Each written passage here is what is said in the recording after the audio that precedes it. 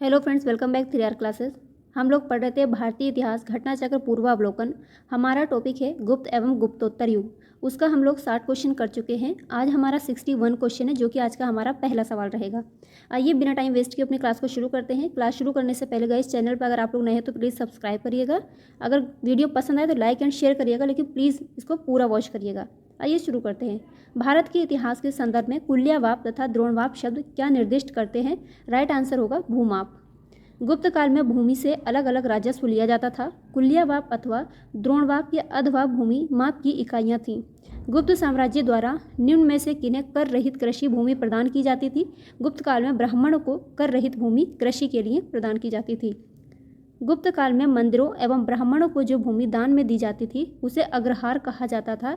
ऐसी भूमि सभी प्रकार के करों से मुक्त होती थी तथा इनके ऊपर धारकों का पूर्ण स्वामित्व होता था। इस प्रकार के भूमिदान का एकमात्र उद्देश्य धार्मिक एवं शैक्षणिक था।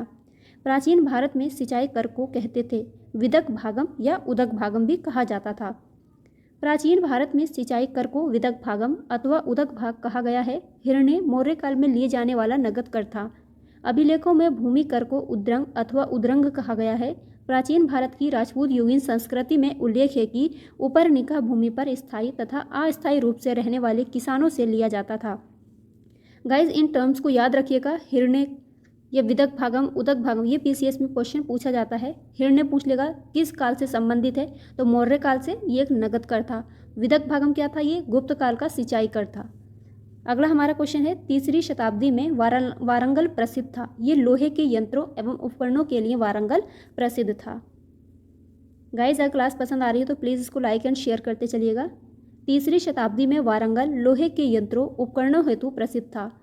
प्राचीन भारतीय गुप्त राजवंश के समय के संदर्भ में नगर, घंटाशाला, कदूरा तथा चौल किस लिए प्रसिद्ध थे? ये विदेशी व्यापार करने वाले बंदरगाह थे, इसीलिए ये प्रसिद्ध थे। घंटाशाला, कदूरा तथा चोल गुप्त काल के बड़े बंदरगाह शहर थे, जहाँ से विदेशों से व्यापार किया जाता था। घंटाशाला एवं कदूरा जहाँ पूर्वी तटीय शहर थे, वहीं चौल पश्चिमी तटीय बंदरगाह शहर का प्रतिनिधित्व करता था। तोरमाण किस जातीय दल का था? ये हूण जातीय दल का था।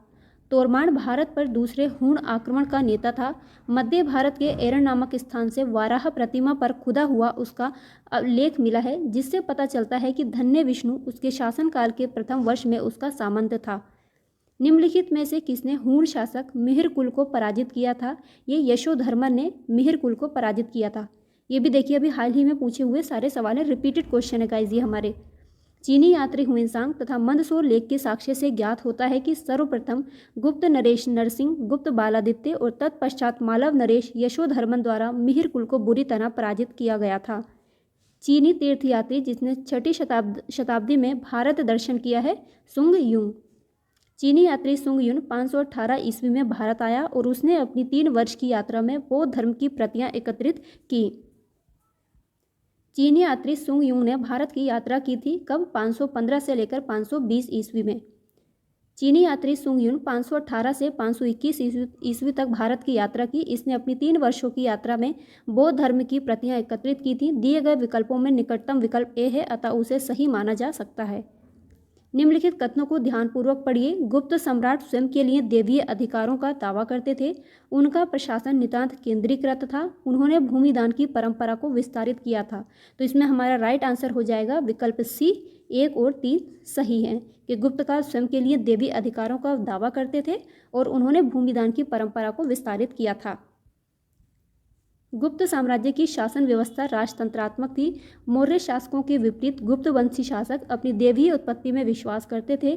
गुप्त शासकों ने भूमिदान की परंपरा को विस्तारित किया।